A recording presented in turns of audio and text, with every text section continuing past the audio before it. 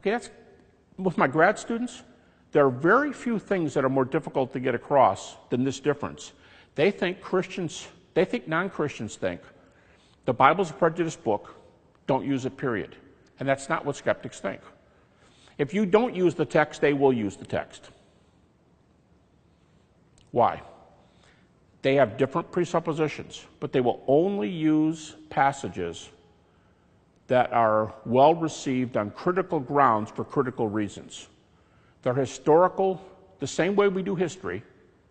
New Testament scholars will employ those reasons and apply them to the text, and they'll say, the book as a whole is this or that, but these passages are reliable.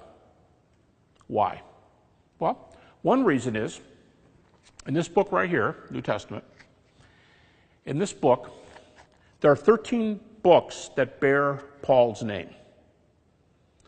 No matter how far you are to the left, skeptics will allow 6 to 7 of those books as authentic writings. What's an authentic writing mean? Well, it doesn't mean it's inspired.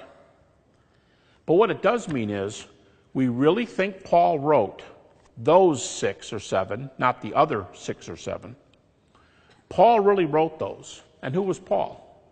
The skeptics, today Paul is the skeptic's darling. And they think, here's what Paul's got going for him.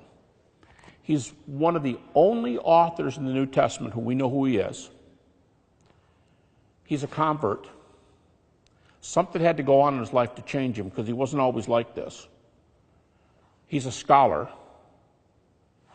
How do you know he's a scholar?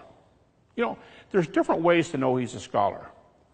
You can say, well, he studied under Gamaliel and he went to sort of grad school and under Gamaliel, the #1 teacher, and he was the one chosen to root out Christianity. So he had to be an up-and-coming young scholar, sort of a scholar athlete, right? I mean, somebody who really knows the stuff but can go out and do it.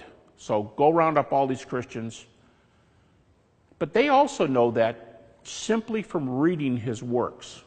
Anthony Flew, when he was an atheist, used to say, read Romans, and you'll know that Paul is a first-rate philosophical mind. And then he'd say, read the Sermon on the Mount, and you'd know that Jesus is a first-rate ethicist. So just read their writings and you know he's a scholar. Just read how he puts arguments together. So, which of these books do they accept by Paul? Well, almost unanimously. They will always accept the same books. It's not like some accept one half and somebody else accept the other half. They will always accept Romans, 1st and 2nd Corinthians, Galatians, Philippians, 1st Thessalonians, and of course Philemon, but that's a one-chapter, non-theological book, not terribly helpful. But the other ones, Romans, 1st and 2nd Corinthians, Galatians, Philippians, 1st Thessalonians. Bart Ehrman, probably the best-known skeptic in America, he calls himself an agnostic leaning toward atheism, and the foremost skeptical New Testament scholar in this country, says these are the authentic Pauline epistles. No one's going to give you problems if you use this material.